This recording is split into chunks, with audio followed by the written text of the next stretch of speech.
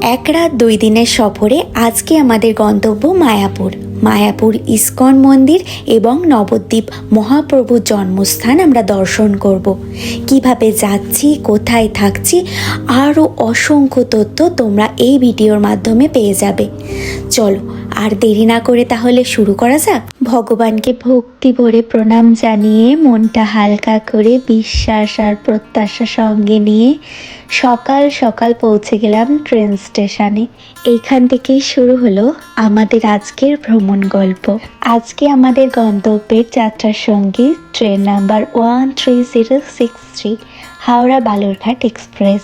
এই ট্রেনটা সোমবার থেকে শুক্রবার সকাল 7:50 হাওড়া স্টেশন থেকে ছাড়ে এবং সকাল 9:30 নবদ্বীপ স্টেশনে পৌঁছে দেয়।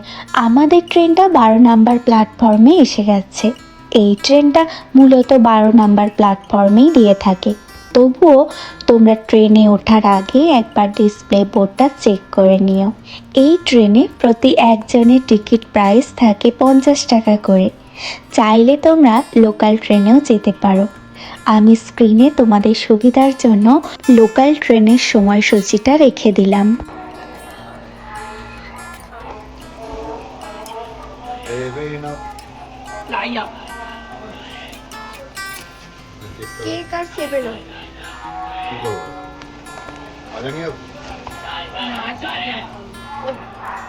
ট্রেনে ওঠার তাড়া থাকায় সকালবেলায় ব্রেকফাস্টটা সারা হয়নি, তাই বর গিয়ে কেক আর কোল্ড ড্রিঙ্কস নিয়ে এলো। এই মুহূর্তে আমাদের ট্রেনটা হাওড়া স্টেশনকে পিছনে ফেলে এগিয়ে চলেছে। স্টেশনটা তখন জানলার বাইরে ধীরে ধীরে মিলিয়ে যাচ্ছে। প্ল্যাটফর্মের আলো, মানুষের ভিড়, ব্যস্ত মুখগুলো সব কিছুই যেন আস্তে আস্তে দূরে সরে যাচ্ছে। ট্রেনটা দ্রুত গতি ধরতে জানলার বাইরের দৃশ্যটাও বদলাতে লাগলো। লোহার লাইন, বৈদ্যুতিক খুঁটি, ছোট ছোট ঘরবাড়ি, গাছপালা, খোলা মাঠ, শহরের কংক্রিট জঙ্গল ছেড়ে ধীরে ধীরে প্রকৃতির রং ঢুকে পড়ল আমার চোখে। আমার মনে হয় প্রতিটি ঋতুতে প্রকৃতি প্রতিবার নতুন করে সাজে। এটা যেমন শীতকালীন প্রকৃতি, যেন একেবারেই আলাদা রূপে সেজে রয়েছে, তাই না? ভোরের কুয়াশা সাদা চাদরের মতো মাঠে ছড়িয়ে আছে। দূরে গাছগুলো আবছা হয়ে আছে। জলাশয়ের ওপর ভেসে থাকা হালকা ধোঁয়াশার মতো কুয়াশার আস্তরণ। সূর্যটা ধীরে ধীরে উঠছে, সেই কুয়াশার পর্দা ভেদ করে আলো ছড়াচ্ছে, নরম সোনালি আলো। এই মুহূর্তে আমাদের ট্রেনটা হাওড়া স্টেশন ছেড়ে বেশ অনেকটা দূর চলে এসেছে, প্রায় ব্যান্ডেলের কাছাকাছি। এই ব্যান্ডেল স্টেশনে আজকে আমাদের ট্রেনটা প্রথমবারের জন্য দাঁড়াবে, তারপর আর দাঁড়াবে না, একেবারে নবদ্বীপ স্টেশন পৌঁছে গিয়ে দাঁড়াবে। তাই আমি তোমাদের বলবো, মায়াপুর নবদ্বীপ যাত্রার জন্য তোমরা এই ট্রেনটাই নাও। তবে এটা খেয়াল রেখো, এই ট্রেনটা কিন্তু সোম, মঙ্গল, বুধ, বৃহস্পতি আর শুক্র এই 5 দিনই তোমরা পাবে। শনিবার রবিবার কিন্তু এই ট্রেনটা পাওয়া যাবে না। কাটোয়া লোকালে তোমরা আসতেই পারো। কাটোয়া লোকালে প্রতি একজনের টিকিট 25 টাকা করে নেয়, কিন্তু কাটোয়া লোকাল প্রত্যেকটা স্টেশনে দাঁড়িয়ে দাঁড়িয়ে আসে। সঙ্গে খুব ধীর গতিতে এই ট্রেনটা এগিয়ে চলে, তাই গন্তব্যে পৌঁছাতে প্রায় 3 ঘন্টা থেকে 4 ঘন্টা বা তারও বেশি সময় লেগে যেতে পারে। তাই মায়াপুর নবদ্বীপ আসার সময় কোন ট্রেনটায় তোমরা আসবে সেই সিদ্ধান্তটা কিন্তু তোমাদেরই নিতে হবে। ব্যান্ডেল স্টেশনে আমাদের ট্রেনটা থামা মাত্রই আমার বর ব্যান্ডেল স্টেশনে নেমে একটা ঠাকুমার কাছ থেকে লুচি আর আলুর তরকারি নিয়ে এলো। খুব সুস্বাদু ছিল কিন্তু। তবে আমার মা একেবারেই নিরামিষ খাবার খায় আর বাইরের কোনো জিনিস খেতে ভয় পায়, কারণ যদি কিছু ঠেকাঠেকি থাকে, তাই মা কিচ্ছুই খেতে চাইছিল না। ছোটবেলায় যখন বাবার সাথে ট্রেনে করে যেতাম, তখন দেখতাম মা খুব ছোট্ট ছোট্ট জিনিসে খুশি হয়ে যেত। গুড়কাঠি, বাদাম চাক্কি, ঝাল লজেন্স, এই সব ছোট্ট ছোট্ট জিনিসেই মা আমার খুশি। তো ট্রেনে দেখলাম বাদাম চাক্কি উঠলো, আর মাকে সেই বাদাম চাক্কি কিনে দিলাম। এই বাদাম চাক্কি দেখে মায়ের মনটা যে কতটা আনন্দ হয়েছিল সেটা কিন্তু আমি মায়ের মুখ দেখেই বুঝতে পেরে গেছি।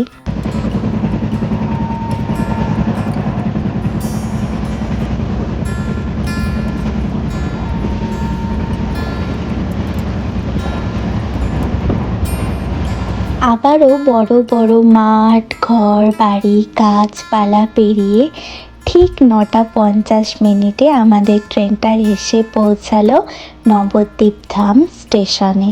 এতদিনে জমে থাকা মনের ইচ্ছাটা ফাইনালি আজ পূর্ণ হতে চলেছে। একবার মনের মধ্যে প্রশ্ন চলছে, আমি কি আজ সত্যি নবদ্বীপ ধামে এসেছি? এখনো বিশ্বাস হচ্ছে না আমার। ট্রেনটা স্টেশনে দাঁড়াতেই আমরা ট্রেন থেকে বাইরে বেরিয়ে এলাম। স্টেশন এবং স্টেশনের চারপাশের পরিবেশটা পরিষ্কার এবং পরিচ্ছন্ন। জনসংখ্যা একেবারে নেই বললেই চলে, আর তার কারণেই চিৎকার চেঁচামেচি কোলাহলটাও একেবারে নেই। এই রকম পরিবেশ কেন জানি না আমাকে বড্ডই মনমুগ্ধ করে।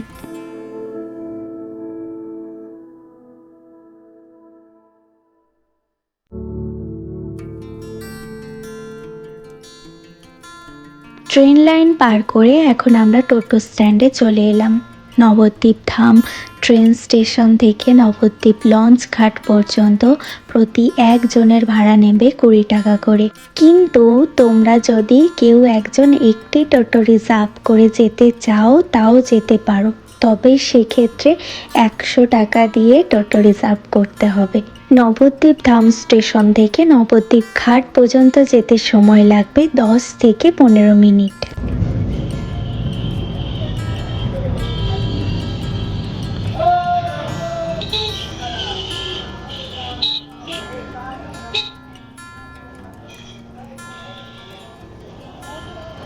টোটো দাদাকে ছেড়ে দিয়ে আমরা এগিয়ে যাচ্ছি লঞ্চ ঘাটের দিকে। তার আগে তোমাদের একবার বলে দিই, তোমাদের এখানে যারা এসে ব্রেকফাস্ট করতে চাও তারাও কিন্তু এখানে ব্রেকফাস্ট করতে পারো। এখানে ব্রেকফাস্টেরও ব্যবস্থা আছে। লঞ্চ ঘাটের সামনেই আছে খেয়াঘাট নবদ্বীপ মিষ্টান্ন ভবন, যেখানে তোমরা লুচি তরকারির সঙ্গে নবদ্বীপের বিখ্যাত লাল দই খেতে ভুলবে না কিন্তু। আমরা যেহেতু ট্রেনে এত কিছু খেয়ে নিয়েছি তার কারণে আমাদের আর এই মুহূর্তে কোনো খিদে পাচ্ছে না, তাই একেবারে লঞ্চ ঘাটের সামনেই চলে গেলাম। আর এই মুহূর্তে আমার বর এখানে দাঁড়িয়ে টিকিটগুলো কেটে নিচ্ছে। টিকিট প্রাইস এত কম যে আমি তো অবাক। এক একজনের টিকিট মূল্য মাত্র 10 টাকা। চলো এবার তাহলে ঘাটের দিকে যাওয়া যাক। আমরা ঘাটের দিকে যেতে যেতেই আমাদের লঞ্চটা ছেড়ে দিল। ভয়ের কোনোই কারণ নেই, কারণ 5 মিনিট পর পরই কিন্তু লঞ্চ আসছে, তাই আমাদের এখন এই মুহূর্তে 5 মিনিট অপেক্ষা করতে হবে। এর মধ্যে তোমাদেরকে জানিয়ে রাখা ভালো, এখানে খেয়া পার করার জন্য কিন্তু লঞ্চ আছে আর নৌকাও আছে। তোমরা যদি নৌকায় করে নদী পার হতে চাও তাহলে টিকিট প্রাইস আরও কম, মাত্র 5 টাকা। আর যদি তোমরা আমাদের মতো লঞ্চে করেই যেতে চাও তাহলে টিকিট প্রাইস 10 টাকা।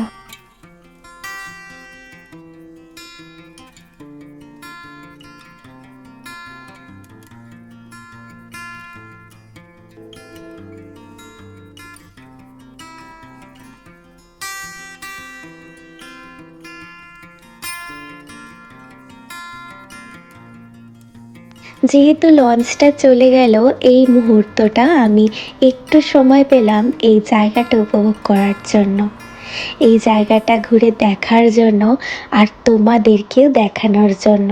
বহু মানুষ দেখতে পাচ্ছি নৌকা করে তাদের গন্তব্যের উদ্দেশ্যে রওনা হলো। আকাশের দিকে তাকিয়ে দেখি কুয়াশা কিন্তু এখনো একইভাবে রয়ে গেছে। ভাগীরথীর বুকে কুয়াশার চাদর এখনো একইভাবেই বিছিয়ে আছে।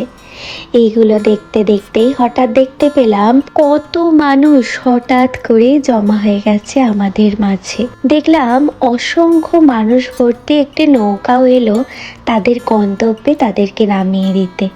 আর আমাদেরও লঞ্চ এসে গেছে আমাদের গন্তব্যে আমাদেরকে নিয়ে যেতে।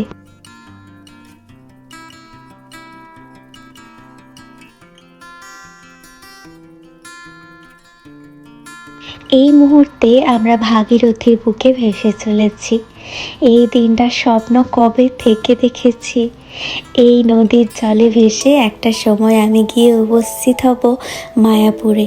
কত দিনের ইচ্ছা ছিল আমার, সেই আশা আজকে পূরণ হলো। হঠাৎ করেই চোখটা যেন জলে ভিজে গেল। এই মুহূর্তে বড়ই অদ্ভুত এক দৃশ্য আমার চোখের সামনে ভেসে উঠল।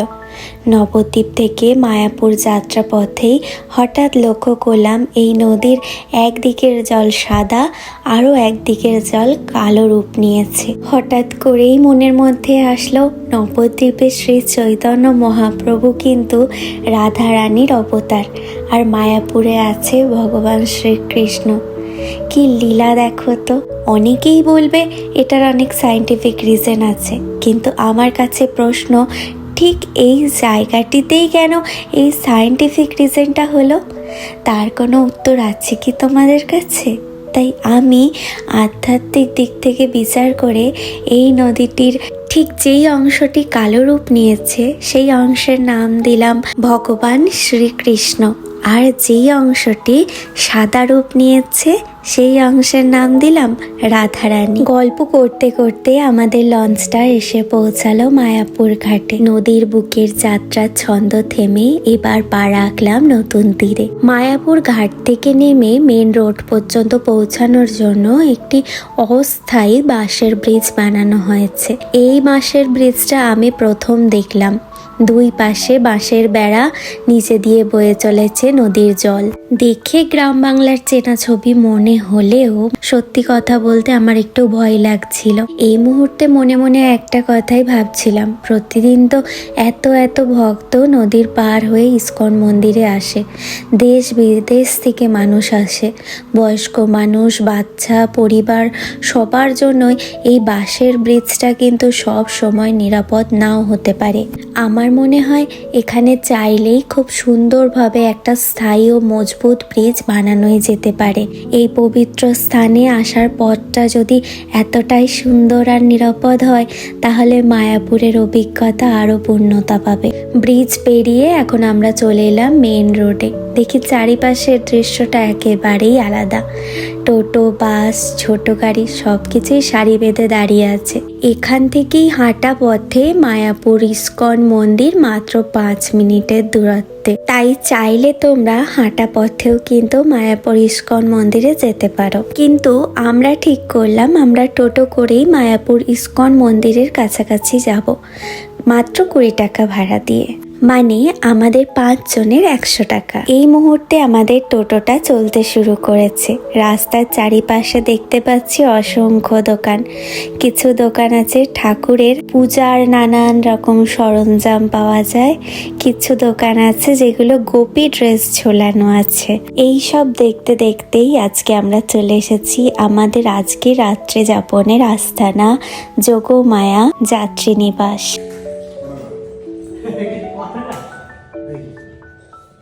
রুমের দরজাটা খুলে ভিতরে ঢুকতেই মনটা শান্ত হয়ে গেল।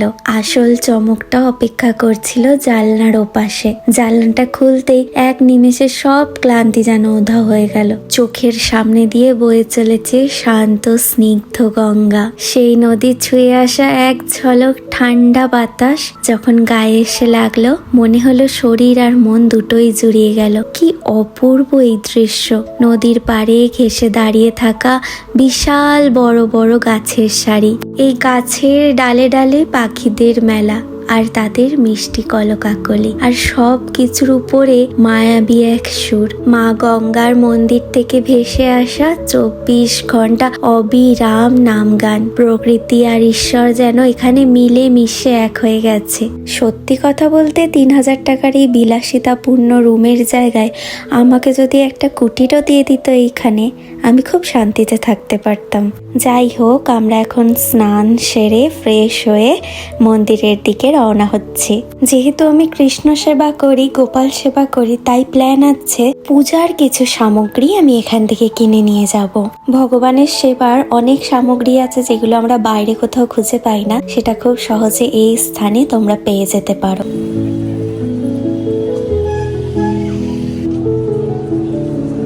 মন্দিরে প্রবেশের আগে কপালে তিলক ধারণ করা খুবই ভালো, খুব শুভ বলা যেতে পারে।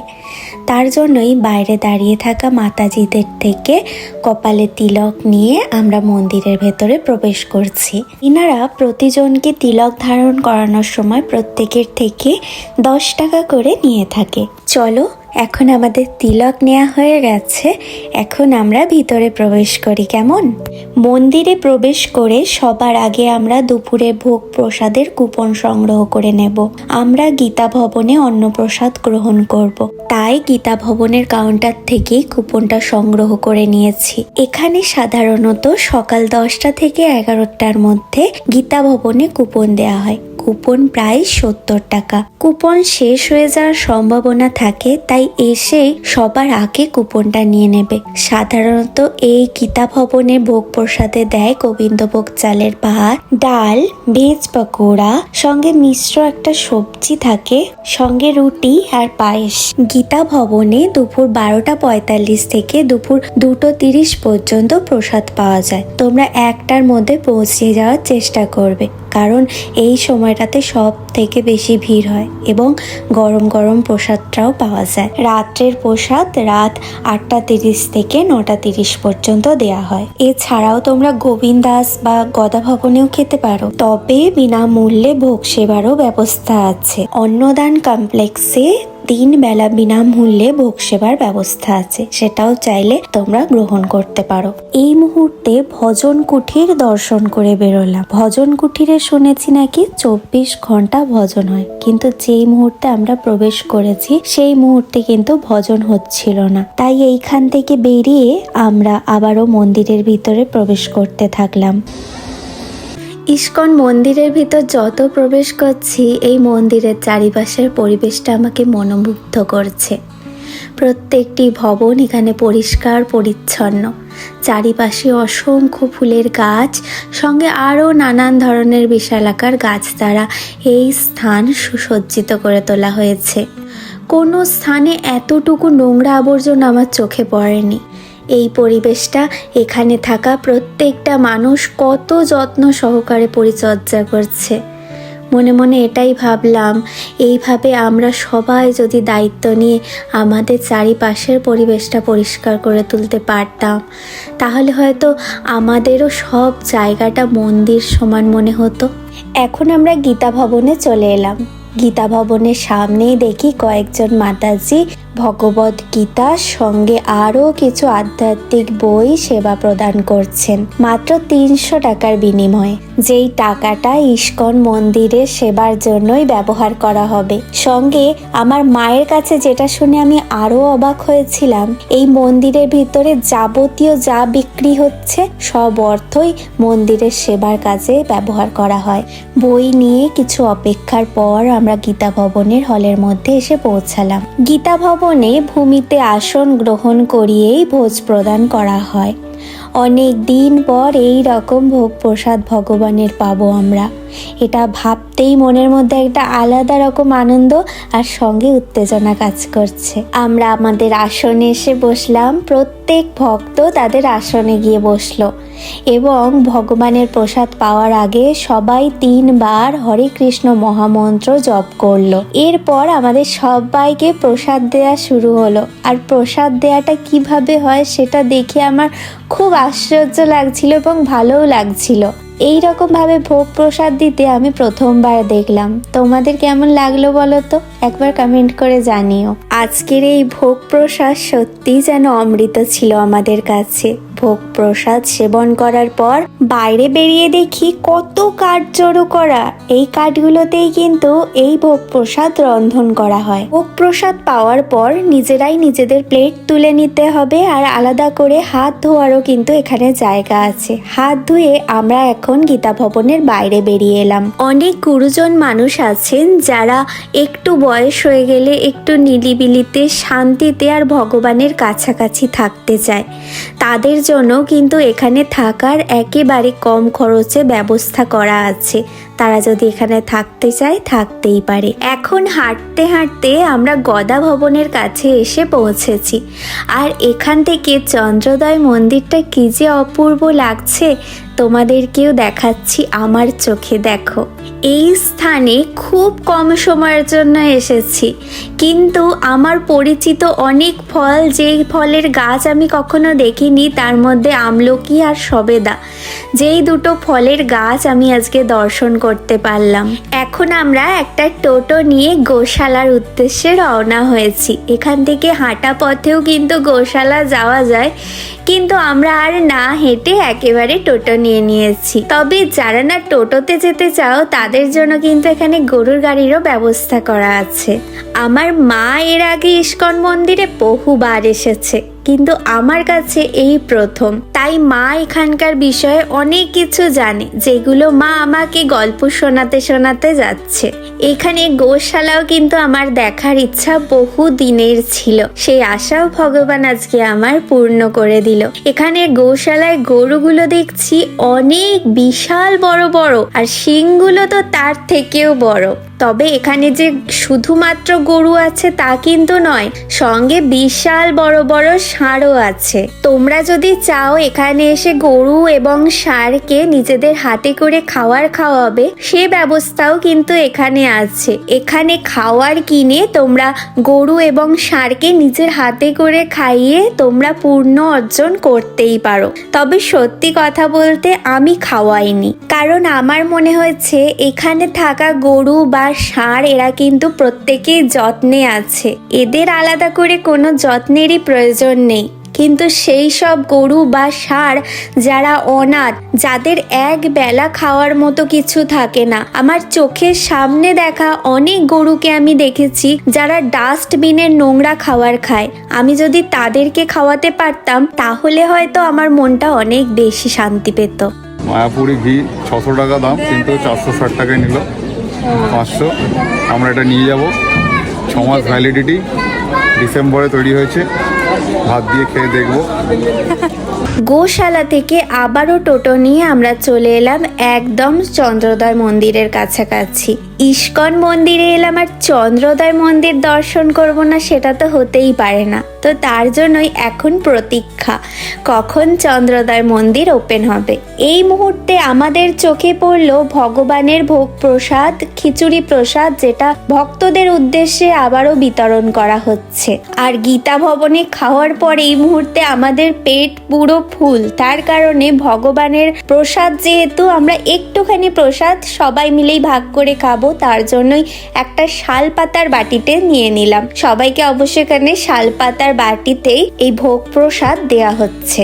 এখন চন্দ্রোদয় মন্দির 3টে থেকে 4টে পর্যন্ত আমাদের দর্শন করানো হবে। এর জন্য কিছু টাকা ডোনেশন দিয়ে আমাদের টিকিটটা কেটে নিতে হলো। তোমরা চাইলে 10 টাকা দিতে পারো, 50 টাকা দিতে পারো, 100 টাকা দিতে পারো, 500 টাকা দিতে পারো, 1000 টাকা দিতে পারো, যার যত ইচ্ছা সে তত ডোনেট করতে পারো। এটা মন্দিরের কাজে লাগবে। মন্দিরটা বিশাল বড় মন্দির হচ্ছে, আমার দেখে তো প্রাণ ভরে গেছে এটা বলা যেতে পারে। মন্দিরের ভেতরে কিভাবে কাজ হচ্ছে, কোথায় ভগবানকে বসানো হবে, সেটাই আমাদের ঘুরিয়ে দেখানো হলো। এরপরে সন্ধ্যার সময় ভগবানের সন্ধ্যা আরতি আমরা মন প্রাণ ভরে দর্শন করলাম, কিন্তু যেহেতু ফোন অ্যালাউ ছিল না, তাই তোমাদেরকে আমি আর দর্শন করাতে পারলাম না। তোমাদের ভগবানের সন্ধ্যা আরতি দর্শন করতে হলে কিন্তু এই মায়াপুর ইস্কন মন্দিরে যেতে হবে। এখন পরের দিন সকালবেলায় আমি আর বর দুজনে মিলে বেরিয়ে পড়েছি। মা গঙ্গার দর্শন করে হাঁটতে হাঁটতে চলে যাচ্ছি ইস্কন মন্দিরের দিকে। সকালে কুয়াশা ঘেরা মায়াবী পরিবেশ, সত্যি কথা বলতে এই মায়াবী পরিবেশ আমাকে মুগ্ধ করেছে।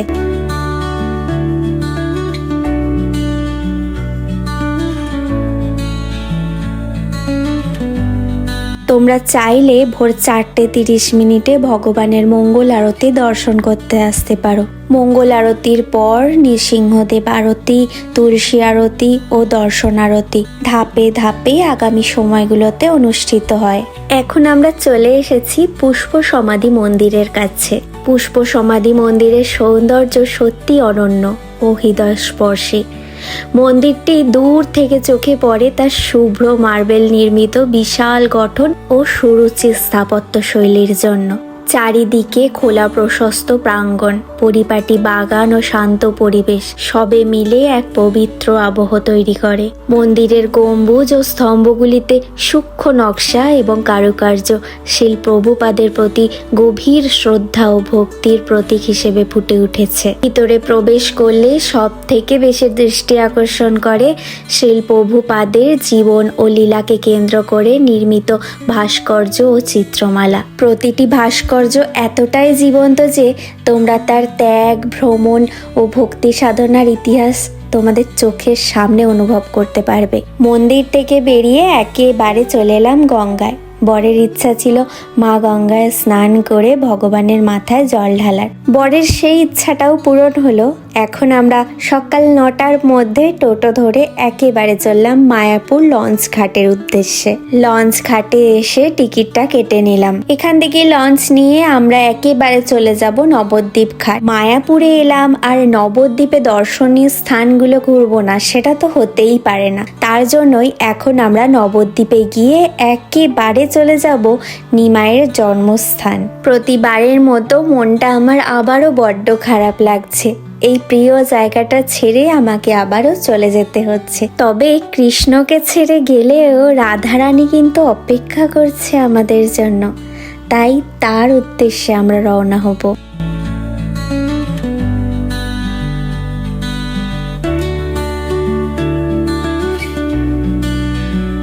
আমরা লঞ্চে উঠে গেলাম আর মাও মায়ের প্রিয় জিনিসটা খুঁজে পেয়েই গেল। তোমাদের বলেছিলাম না ঝাল লজেন্স মায়ের খুব প্রিয়, তাই লজেন্স দাদুর থেকে ঝাল লজেন্সটা কিনেই নিল শেষ পর্যন্ত।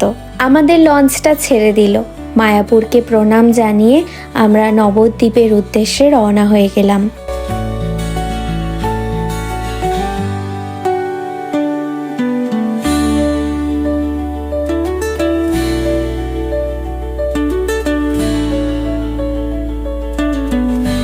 নবদ্বীপ ঘাটে নেমেই এনাদের দর্শন। টাকা পয়সার ফোনটা একটু সামলে রেখো। টোটো দাদার সাথে কথা বলে আমরা সবার প্রথম চলে এলাম গুপ্ত বৃন্দাবন।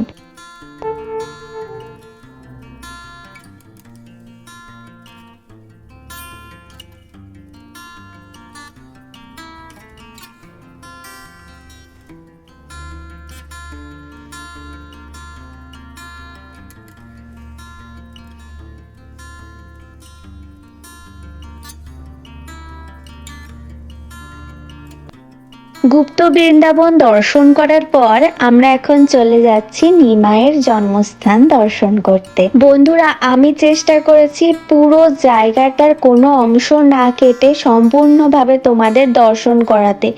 অনেক মানুষ আছো যারা অনেক দূরে দূরে থাকো, আসতে পারো না, দর্শন করতে পারো না।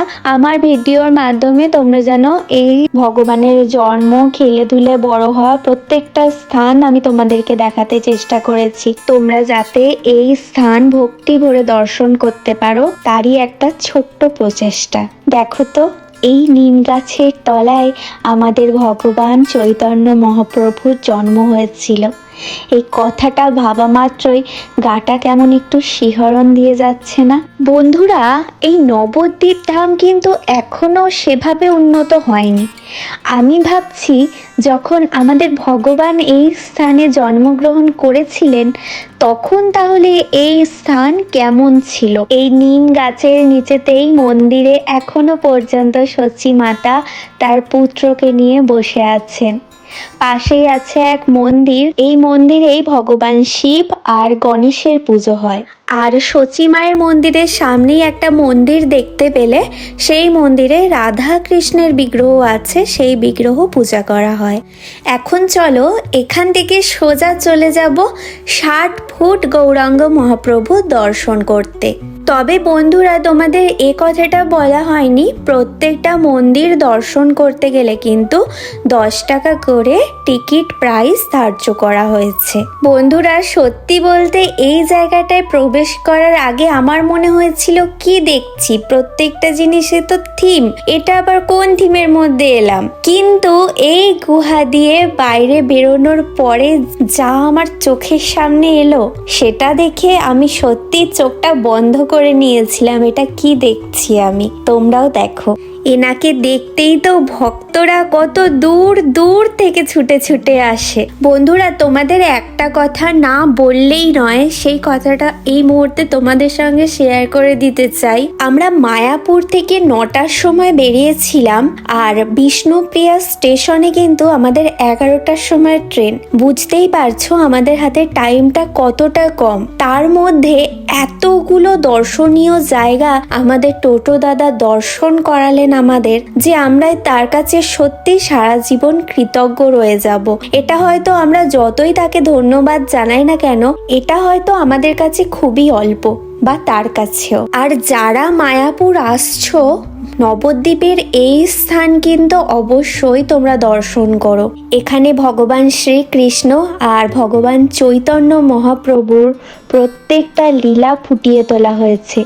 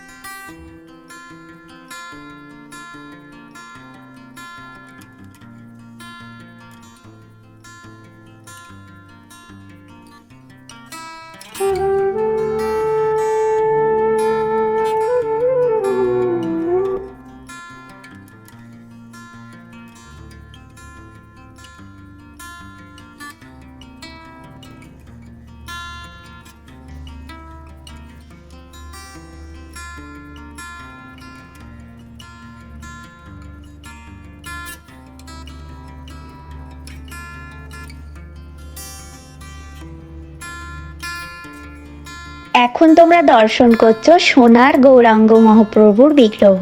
এরপরে আমরা চলে যাব শ্রী অদ্বৈত প্রভুর মন্দির দর্শন করতে। শ্রী শ্রী সীতানাথ অদ্বৈত প্রভু হলেন চৈতন্য প্রভুর জীবনের গুরুত্বপূর্ণ সহচর ও আধ্যাত্মিক দিক নির্দেশক, যিনি ভক্তদের জন্য উদাহরণ স্বরূপ পূর্ণ সমর্পণ ও আধ্যাত্মিক নৈতিকতার প্রতীক। এখন চলে এলাম শ্রী সচী মাতা ও বিষ্ণুপ্রিয়ার বাড়ি। শ্রী চৈতন্য মহাপ্রভু যখন নবদ্বীপ ত্যাগ করে সন্ন্যাস গ্রহণের সিদ্ধান্ত নিলেন তখন তার বয়স খুবই অল্প। তখন তিনি ছিলেন নিমাই পণ্ডিত, মা সচী মাতা ও বিষ্ণুপ্রিয়ার একমাত্র আশ্রয়। গভীর রাতে কারো অগোচরে তিনি গৃহত্যাগ করলেন, কারণ জানতেন বিদায়ের মুহূর্তে মায়ের কান্না ও স্ত্রীর নীরব বেদনা তার সংকল্পকে টলিয়ে দিতে পারে। সন্ন্যাস গ্রহণের আগে নবদ্বীপ ত্যাগ করার সময় তিনি তার পাদুকা যুগল রেখে গিয়েছিলেন বিষ্ণুপ্রিয়া দেবীর কাছে। পাদুকাটি হাতে পেয়ে বিষ্ণুপ্রিয়া দেবী বুঝে যান যে মানুষটি তার জীবনের সবটুকু ছিল তিনি আর গৃহস্থ জীবনে কখনোই ফিরবেন না। এই পাদুকা যুগলই এখানে রাখা রয়েছে। এরপরে পোড়ামা মন্দিরে পূজা দিয়ে আমরা একেবারে সোজা টোটো দাদাকে সঙ্গে নিয়ে চলে গেলাম বিষ্ণুপ্রিয়া হল্ট স্টেশনে। আর এখান থেকেই আজকের ট্রেন আমাদের বাড়ির জন্য। ওটিতে আজকে আমাদের শেষ দিন, আর এখন হচ্ছে বিষ্ণুপ্রিয়া স্টেশনে এখন ট্রেন আসছে আর বাজে 11টা। তো আমরা এখন রওনা হচ্ছি বাড়ি। আজকে আমাদের কাটোয়া লোকাল আছে। কাটোয়া লোকালেই আমরা যাব হাওড়া স্টেশন পর্যন্ত। কাটোয়া লোকাল এখনো পর্যন্ত আসেনি, তার জন্যই অপেক্ষা করছি। আর এখন দেখতে পেয়ে গেছি শাঁখি। আচ্ছা, কে কে আমার মতো ছোটবেলায় শাঁখি কিনে খেতে বলো তো? আর সত্যি কথা বলতে শাঁখিটা দেখে কিন্তু আমার একটু লোভই হচ্ছিল। আর আমার মনের এই ইচ্ছাটা বুঝতে পেরে আমার মা আমাকে শাঁখি কিনে দিল। আমাদের ট্রেনটা স্টেশনে আসতেই আমরা ট্রেনে উঠে নিচের সিটে গিয়ে বসলাম। ট্রেনটা খুবই পরিষ্কার পরিচ্ছন্ন এবং উন্মুক্ত। বাইরের মৃদু বাতাস গায়ে এসে লাগছে। সব থেকে ভালো লাগলো যেটা, ট্রেনের জানলা কিন্তু নেট দেওয়া। এটা প্রতিটি মানুষকে বিপদের হাত থেকে রক্ষা করবে। এরপর ট্রেনে নানান ধরনের মুখরোচক খাবার উঠতে শুরু করলো। পেয়ারা, বাদাম, ঝালমুড়ি। দুপুরে কখন খাওয়া হবে, কখন হাওড়ায় পৌঁছাবো সেটা জানি না, তাই ঝালমুড়ি দেখতে পেয়ে ঝালমুড়ি দাদাকে বললাম আমাদের জন্য একটু ঝালমুড়ি বানান তো। সেই মতো দাদাও আমাদের জন্য ঝালমুড়ি বানাতে শুরু করলো।